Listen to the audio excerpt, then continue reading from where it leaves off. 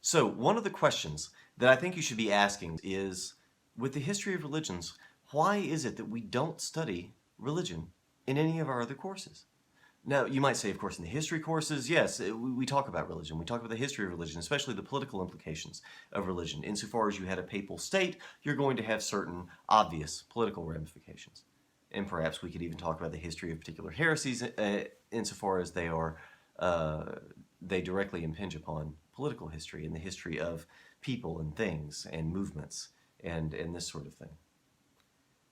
But what I'm suggesting to you is that we're going to cover some material that is not necessarily covered by that description. And the real question is, why?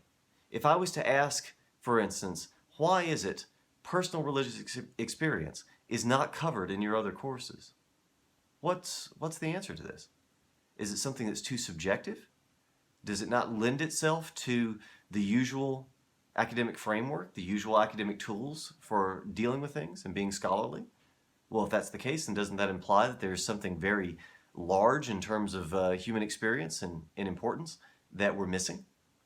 There are a great number of experiences that we would characterize as being important in just this way, but also being ineluctably subjective, at least ineffable, something that is very difficult to describe, if not impossible. So why is it that we don't try, typically, to tackle these things in our other courses?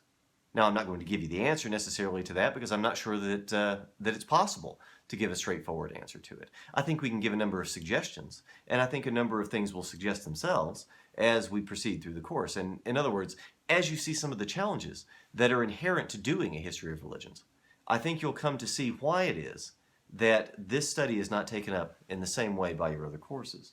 And this specifically relates to the challenges that are inherent to studying religion. And these are things that are more important in the study of religion than they might be in some of your other courses. The nature of personal experience especially is going to be one that impinges upon religious history in particular, but history of physics, maybe not as much. History of biology, not as much. I won't say that it's absent entirely, of course, because even when we ask the question, what is data? What is what is a quantum of information? What constitutes a piece of information for our history of physics or biology or what have you? That's something that ultimately arrives us at some kind of question of personal experience, some kind of notion of what is the subjective experience like for doing this? What is it like to do this kind of science or to do this kind of study? So it may not be entirely absent from the other subjects, but I think by and large, at the very least, it is. And this has led, I think, to a lot of confusion with respect to religious studies and whether or not it even can be an academic discipline proper. Because one of the questions for religious studies is, how do you know if you've gotten to any kind of conclusion? How do you know when you've gotten something right? Now, when you've proven a mathematical theorem, presumably there are fairly objective measures for determining whether or not this is the case. Similarly with physics, and now psychologists would probably want to say that that's the case there as well, right? With some notion at least of empirical verifiability, falsifiability, repeatability, or other 20th century philosophy of science terms for dealing with what the nature of a science is, what the nature of it should be, and how we should go about studying something. Well, with religion, of course, this is much more difficult because we're talking about something that almost immediately involves questions of personal experience. And so it's not clear at all if we can arrive at an objective history, if we can prune away all of the pieces of personal experience, then what are we left with religious history? Is it still the same thing?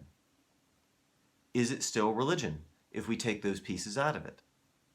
Now, I think it's very easy to answer this sort of question, or at least we intuitively feel that it's easy to answer this sort of question with biology and physics and chemistry and that sort of thing.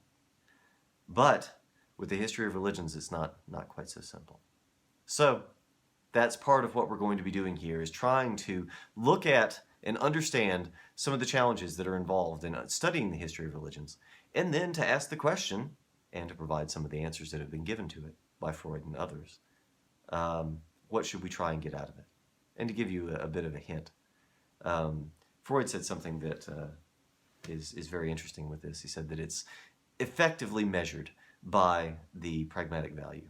In other words, if it's useful for thinking, if it helps us in understanding, then that sort of study, that sort of account of the big picture of something that would otherwise be subjective, then that kind of account is valuable. Whether he's entirely right, I don't know, but it is at the very least an interesting and useful suggestion.